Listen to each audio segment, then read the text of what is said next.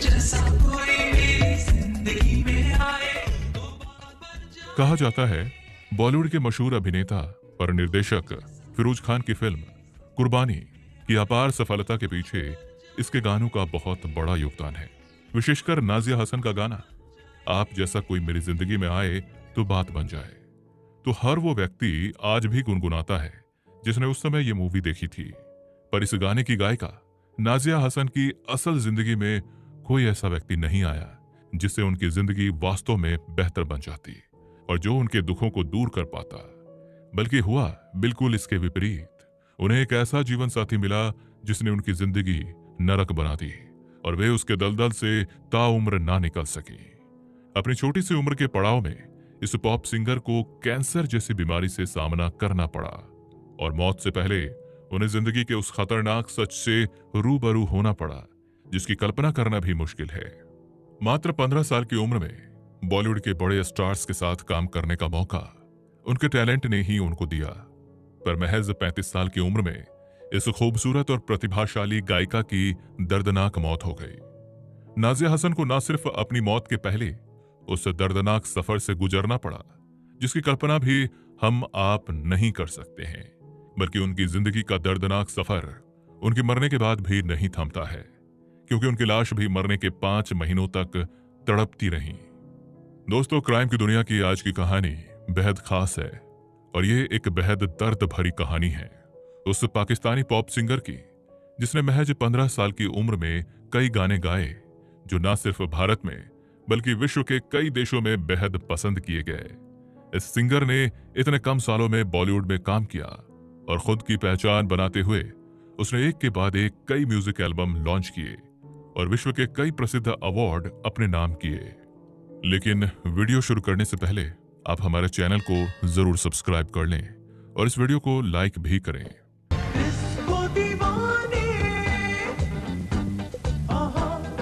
Disco दीवाने 1981 में इस गाने के आते ही भारत में म्यूजिक का ट्रेंड बदल गया और देखते ही देखते इस गाने ने केवल भारत और पाकिस्तान में ही नहीं बल्कि अन्य देशों में भी काफी सुर्खियां बटोरी। पर क्या आपको पता है डिस्को दीवाने गाने की उस मधुर आवाज का नाम आप में से कई लोगों को इस बारे में पता नहीं होगा। जी हाँ, इस गाने को गाने वाली कोई भारतीय सिंगर नहीं बल्कि पाकिस्तानी पॉप सिंगर नाजिया हसन थी। इस पाकिस्तानी पॉप सिंगर ने पाकिस्तान के साथ बॉलीवुड में भी पॉप सिंगिंग का नया ट्रेंड सेट किया। लोग पार्टियों में नाजिया के गाने बजाने लगे। पाकिस्तान की इस वर्सटाइल सिंगर के गाने आज भी काफी लोकप्रिय हैं जो हम सभी के मन में जोश और उमंग भर देते हैं। 80 के दशक में नाजिया के सभी गाने सुपर डुपर हिट हो रहे थे। तब तो वो स्कूल में पढ़ाई कर रही थी। स्कूल में होने के बावजूद उनका हर एक गाना सुर्खियां बटोर रहा था। नाजिया हसन ने इतनी कम उम्र में आप जैसा कोई मेरी जिंदगी में आए तो बात बन जाए, डम डम डी डी, दिल मेरा ये कहता है, तुम मेरे हो, दिल बोले बूम बूम, आंखें मिलाने वाले, दिल को चुराने वाले, कैमरा कैमरा जैसे गाने गाकर देश दुनिया में तहलका मचा दिया और देखते ही देखते वो युवा दिलों की धड़कन बन गई। भारत में पॉप म्यूजिक इंडस्ट्री की दुनिया में नई जान फूंकने वाली नाजिया हसन के गानों से सभी भारतीय काफी प्रभावित थे। उनके गानों का बॉलीवुड में ऐसा जादू चढ़ा कि वे बाद में रीमेक किए गए। आपको याद ही होगा डिस्को दीवाने गाना 2012 की बॉलीवुड की मशहूर film student of the year की पहचान बना। इसके बाद यंग तरंग एल्बम से उनका गाना दम दम डी डी को भी बॉलीवुड की 2012 में ही रिलीज हुई फिल्म मिस लवली में रीमेक किया गया था। मिस लवली फिल्म में नवाजुद्दीन सिद्दीकी ने मुख्य अभिनेता के रूप में काम किया था और इस मूवी को बाद में कांस इंटरनेशनल फिल्म फेस्टिवल में भी शामिल किया गया था। बॉलीवुड में पॉप म्यूजिक में जान फूंकने वाली नाजिया हसन का जन्म 3 अप्रैल 1965 को कराची, पाकिस्तान में हुआ था। वे एक अच्छी फैमिली से बिलोंग करती थी। नाजिया की मां मुनीजा हसन एक सोशल वर्कर और पिता बसीर हसन एक प्रसिद्ध बिजनेसमैन थे।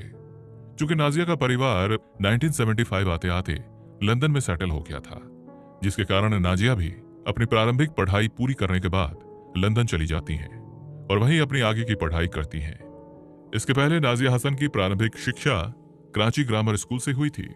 नाजिया हसन ने रिचर्ड अमेरिकन यूनिवर्सिटी लंदन से इकोनॉमिक्स में ग्रेजुएट और लंदन यूनिवर्सिटी से लॉ का कोर्स किया था। नाजिया के टीचर्स बताते हैं कि उन्हें पढ़ाई में बेहद रुचि थी और वो अपनी पढ़ाई पूरे लगन के साथ करती थी।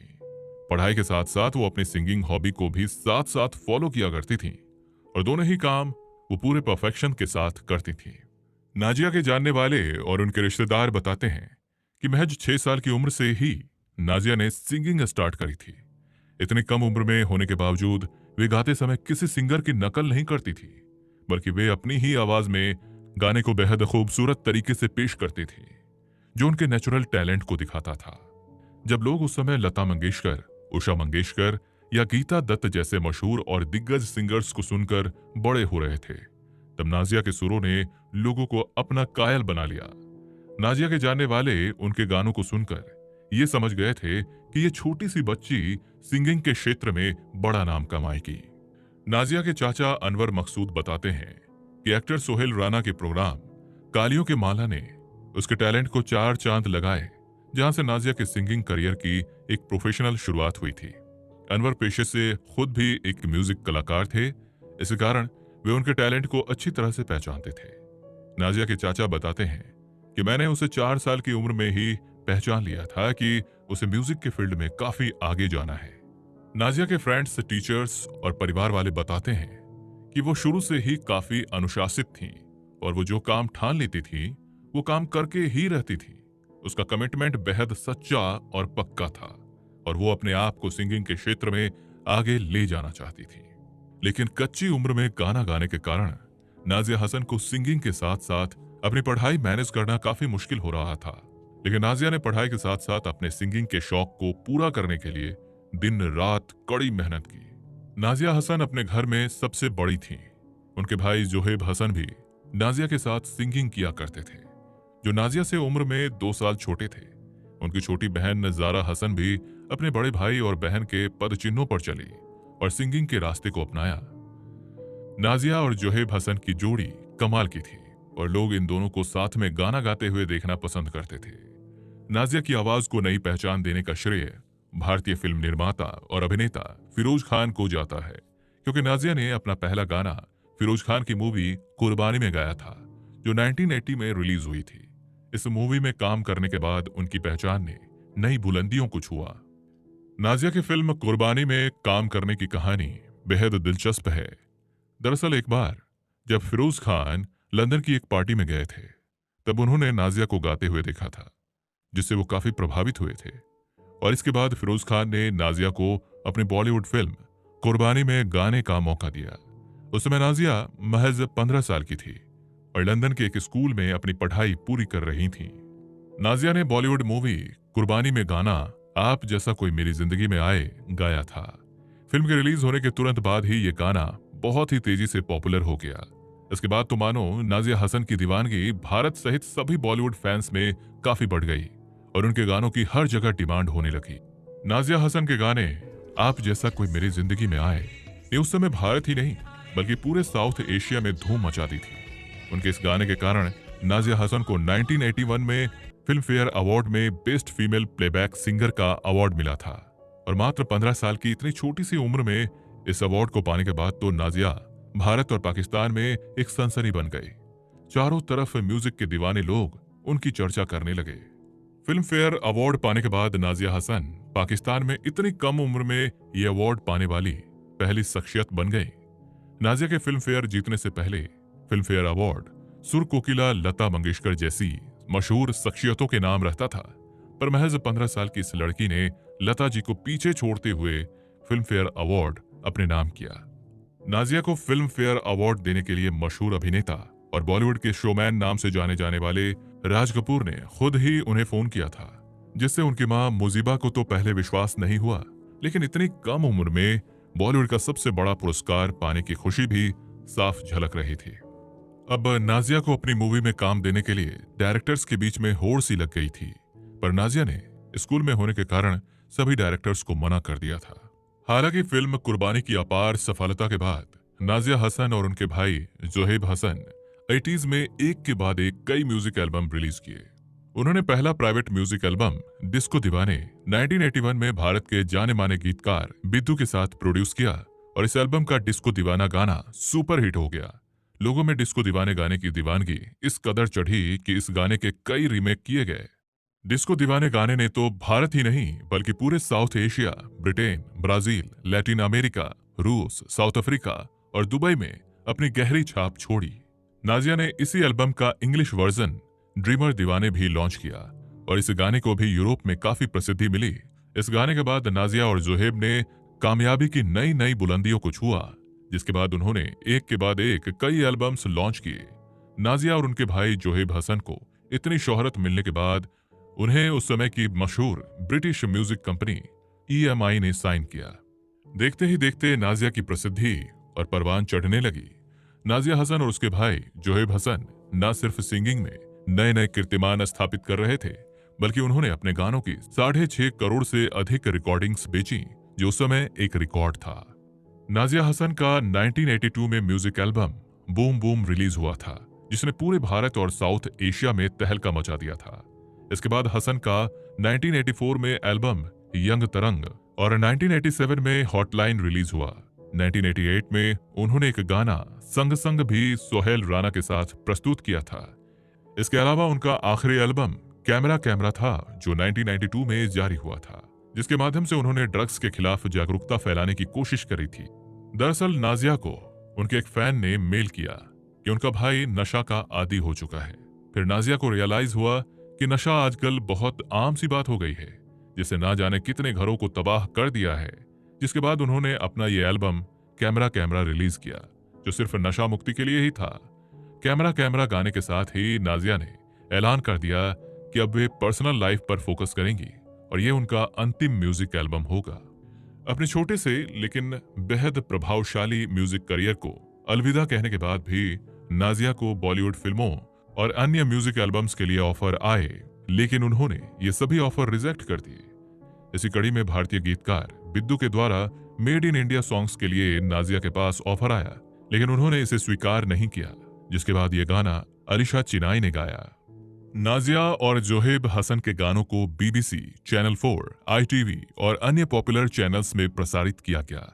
इसके अलावा भारत की प्रतिष्ठित पत्रिका magazine society 50 peoples who changed our lives में भी नाजिया को लता मंगेशकर, मदर टेरेसा और इंदिरा गांधी जैसे लोगों के साथ शामिल किया गया है, जिससे आप नाजिया हसन की भारत में लोकप्रियता को समझ सकते हैं। नाजिया न सिर्फ एक गायिका और गीतकार होने के साथ साथ सामाजिक कामों में भी गहरी रुचि रखती थी। उनके कामों को देखते हुए यूनिसेफ ने उन्हें साल 1991 में कल्चरल एम्बेसडर भी नियुक्त किया था। नाजिया ने ड्रग्स के खिलाफ न सिर्फ अपने गाने के माध्यम से लड़ाई लड़ी, बल्कि उन्होंने बैन नाम का एक फाउंडेशन भी पाकिस्तान में बनाया। इसके अलावा उन्होंने राजस्थान में गरीब बच्चों की सहायता के लिए फंड भी जुटाया। फिल्म फेयर अवार्ड अपने नाम करने के अलावा नाजिया ने साउथ कोरिया का प्रतिष्ठित गोल्डन डिस्क अवार्ड भी हासिल किया। इसके अलावा उन्हें संगीत के क्षेत्र में दिए जाने वाले विश्व के अन्य प्रतिष्ठित सम्मानों जैसे डबल प्लैटिनम अवार्ड, 5 प्लैटिनम और 15 गोल्डन डिस्क से भी नवाजा गया। नाजिया और उनके भाई जोहेब सामाजिक कार्यों में काफी बढ़ चढ़कर भाग लेते थे और उनके भाई जोहेब ने खुद बताया कि सिंगिंग के बाद नाजिया का यदि कोई दूसरा शौक है तो वो है जरूरतमंद लोगों की मदद करना। इसी कारण नाजिया को यूनिसेफ का ब्रांड एम्बेसडर भी नियुक्त किया गया। इसके अलावा उन्होंने यूनाइटेड नेशन सिक्योरिटी काउंसिल में भी काम किया। न्यूयॉर्क में सोशल वर्कर और चाइल्ड एक्टिविस्ट के रूप में काम करते हुए उन्हें अपने देश पाकिस्तान और अन्य संगठनों द्वारा कई पुरस्कार भी दिए गए। उनकी सिंगिंग की अदाकारा एक अलग ही लेवल की थी। उनकी खूबसूरती के चर्चे हर गली में थे, जिससे हर युवा के दिल धड़क रहे थे। वो अपनी जिंदगी में बहुत कुछ हासिल करने की चाहत रखती थी, पर नियति को कुछ और ही मंजूर था। नाजिया हसन के मुश्किल दिनों की शुरुआत 1994 में हुई, जब उन्हें कैंसर डिटेक्ट हुआ था। लेकिन तब उन्हें इतनी खास समस्या नहीं थी, क्योंकि डॉक्टरों की पूरी उम्मीद थी कि उनका ये कैंसर सही हो जाएगा। नाजिया की असल परेशानी की शुरुआत उनकी शादी के साथ शुरू हो जाती है। दरअसल नाजिया हसन के परिवार वाले 30 मार्च 1995 को नाजिया की शादी कराची के मशहूर बिजनेसमैन इश्तियाक बेग से करा देते हैं। चूंकि कराची के रहने वाले बिजनेसमैन इश्तियाक बेग की बहन आफरीन बेग नाजिया हसन की एक दोस्त थी, जिससे वे दोनों लोग एक दूसरे को और एक दूसरे के परिवार को भी अच्छी तरह से जानते थे। शादी करने के बाद नाजिया लंदन से कराची शिफ्ट हो जाती हैं। शादी के महज 2 साल बाद 1997 में कैंसर से पीड़ित होने के बावजूद नाजिया हसन ने बेहद मुश्किल परिस्थितियों में एक बेटे को जन्म दिया जिसका नाम आरेज था। नाजिया अंदर से बेहद मजबूत और गंभीर थी। उन्हें यह पता होने के बावजूद कि वो कैंसर जैसी एक गंभीर बीमारी से गुजर रही हैं, वो हमेशा कहती थीं कि मैं अपने बेटे के लिए और जीना चाहती हूँ। नाजिया अपने बेटे के लिए समय निकालकर उसे घुमाने भी ले जाया करती थीं। बेटे के जन्म के बाद जब नाजिया हसन को कैंसर ने जकड़ लिया, तब उनके पति इश्तियाक बेग ने उन्हें छोड़ दिया और वो इलाज कराने के लिए लंदन चली गई, जहां नाजिया के परिवार वाले उनके इलाज का सारा जिम्मा संभाल रहे थे। एक तरफ तो नाजिया अपनी जिंदगी की जंग लड़ रही थी, तो दूसरी तरफ उन्हें अपने वैवाहिक रिश्तों में भी तकलीफों का सामना करना पड़ रहा था। म्यूजिक जिसने नाजिया को शोहरत दी, एक नई बुलंदी तक पहुंचाया, उसको एक अलग शख्स बनाया, उसको जिंदगी में वो सब हासिल कराया जिसे वो पाना चाहती थी। शादी के बाद नाजिया का पति म्यूजिक को ही नाजिया से जुदा कर देता है। कैंसर के उपचार के दौरान नाजिया को एक के बाद एक कई कीमोथेरेपी दी गई, जिससे उनका शरीर पूरी तरह से टूट गया। शरीर कमजोर होने के कारण लोग उन्हें आगे की कीमोथेरेपी ना कराने की सलाह देते हैं, पर वो सारी कीमोथेरेपी लेने का फैसला करती हैं। उपचार के दौरान नाजिया की कुल 15 कीमोथेरेपी होती हैं। इतनी कीमो से गुजरने के बावजूद नाजिया के स्वास्थ्य में खास सुधार नहीं आता है और जिंदगी की जंग लड़ते लड़ते अंततः 13 अगस्त 2000 को महज 35 साल की उम्र में ही नाजिया हसन ने दुनिया को अलविदा कह दिया। नाजिया के भाई जोहेब हसन ने बताया, लंग कैंसर जैसी बीमारी से लड़ते हुए उन्हें अपने अंतिम दिनों में काफी दिक्कत का सामना करना पड़ा। वे और उनके परिवार वाले नाजिया के आखिरी दिनों को याद कर काफी भावुक हो जाते हैं। मौत के ठीक 3 दिन पहले नाजिया की हालत बिगड़ने पर उनको लंदन के नॉर्थ लंदन हॉस्पाइस अस्पताल में भर्ती कराया गया था। अपनी जिंदगी को अलविदा कहने के ठीक 1 दिन पहले नाजिया हसन की सेहत में थोड़ा सुधार हुआ था, लेकिन अगली सुबह जब उनकी मां मुजीबा हसन को हॉस्पिटल बुलाया गया, तब उनकी बेटी को जोर जोर से खांसी आ रही थी और इसके चंद मिनटों बाद ही नाजिया हसन हम सबको छोड़ के हमेशा के लिए इस दुनिया से चली गई। बताया जाता है कि नाजिया हसन के पति 5 साल की वैवाहिक जिंदगी में उसे कई बार स्लो पॉइजन देते हैं, जिससे नाजिया हसन की तबीयत काफी बिगड़ जाती है और ये 5 साल उनके लिए काफी दर्दनाक रहे। बताया जाता है कि नाजिया को जब अपने पति के सहारे की जरूरत थी, तब नाजिया के पति इश्तियाक ने उनके मरने के महज 10 दिन पहले ही उन्हें तलाक दे दिया। नाजिया हसन ने मरने से पहले एक इंटरव्यू में खुद ही बताया था कि उनके पति इश्तियाक बेग उन्हें कई बार जहर देकर मारने की कोशिश की है। इसके अलावा उन्होंने आरोप लगाया कि उनके नाजायज संबंध एक पाकिस्तानी अभिनेत्री से है। नाजिया के पति इश्तियाक पहले 2 शादियां कर चुके थे और नाजिया से उनकी ये तीसरी शादी थी, लेकिन नाजिया से शादी करते समय उसने इस बात को नाजिया से नहीं बताया था और इसकी जानकारी ना तो नाजिया को थी और ना ही नाजिया के घर वालों को थी। इसके अलावा नाजिया हसन ने कहा कि उनके पति ने उनका कैंसर का खर्चा उठाने से मना कर दिया है और उनका सारा इलाज उनके मायके वालों की मदद से कराया जा रहा है। उनके पति ने उन्हें कैंसर से ज्यादा दर्द दिया है और अब वो उसके साथ बिल्कुल नहीं रहना चाहती हैं। उसके साथ रहने से अच्छा मैं मरना पसंद करूंगी। आप नाजिया की इन बातों से उनकी शादीशुदा जिंदगी में दर्दनाक अनुभवों को आसानी से समझ सकते हैं। हालांकि नाजिया के पति इश्तियाक बेग ने हमेशा इस बात से इनकार किया कि नाजिया की मौत के पीछे उनका हाथ है, बल्कि वे हमेशा यही कहते हैं कि उनको 2nd स्टेज का कैंसर था, जिसके कारण उनकी मौत हुई है। नाजिया ने मौत से पहले अपने वकीलों से कहा था कि वे पुलिस को इस बारे में बताएंगे और इस बात की जांच कराई जाएगी कि उसके हस्बैंड ने उन्हें कौन सा जहरीला पदार्थ दिया है। नाजिया के भाई जोहेब हसन ने बताया था कि उसकी बहन को आर्सेनिक की हल्की डोजेस दी गई, जो कैंसर के साथ साथ उनके मौत का कारण बनी। नाजिया की मौत के बाद उनके शरीर को लगभग 5 महीनों तक जांच के लिए सुरक्षित रख लिया गया, पर स्कॉटलैंड यार्ड द्वारा जांच कराने पर यह सामने आया कि उनकी मौत प्राकृतिक वजहों से हुई है। पर नाजिया ने अपने मौत से पहले स्पष्ट तौर पर कहा था कि उसके पति ने उसको काफी टॉर्चर किया है, जिसके कारण मेरे शारीरिक और मानसिक स्वास्थ्य पर बुरा असर पड़ा है। नाजिया की मां मुजीबा बताती हैं कि नाजिया ने कभी भी मुझसे अपनी बीमारी, दुख और हालातों का जिक्र नहीं किया और अकेले ही सारे दुखों का पूरी हिम्मत से सामना करती रही हैं। आगे वो कहती हैं कि नाजिया के गाने धुंधली रात के दुखिया साए और लेकिन मेरा दिल रो रहा है उसकी जिंदगी की हकीकत बन गए। पहले तो वो कैंसर जैसे गंभीर बीमारी से पीड़ित हुई, फिर शादी के बाद तो जैसे उनकी जिंदगी में दुखों का पहाड़ ही टूट गया। नाजिया की मां नाजिया से हमेशा कहा करती थी कि बेटी, तुम जिस कोने में बैठ जाती हो वो कोना रोशनी से भर जाता है। वे बताती हैं कि जब भी नाजिया के दोस्त और चाहने वाले मुझसे मिलते हैं तो वे नाजिया की तारीफें करते नहीं थकते थे। तब उनकी मां की आंखें भर आती हैं और उनको एहसास होता है कि उनकी बेटी सचमुच खास थी, अद्भुत थी, अनोखी थी, सबसे प्यारी थी। पर वो मासूम चेहरा अब हमारे बीच नहीं था। नाजिया हसन तो अब दुनिया में मौजूद नहीं है, पर उनकी तस्वीरें, उनके गाने और उनकी यादें आज भी हम सबके जहन में जिंदा है।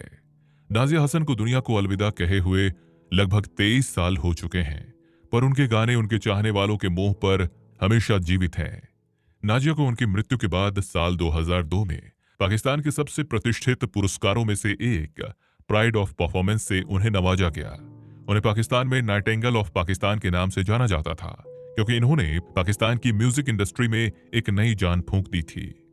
नाजिया के इस दुनिया से अलविदा कहने के बाद उनके भाई जोहेब और बहन ज़ारा हसन ने नाजिया हसन फाउंडेशन के नाम से एक एनजीओ चलाया, ताकि सभी गरीब बच्चों और जरूरतमंद लोगों को मदद करने का नाजिया का मकसद पूरा किया जा सके।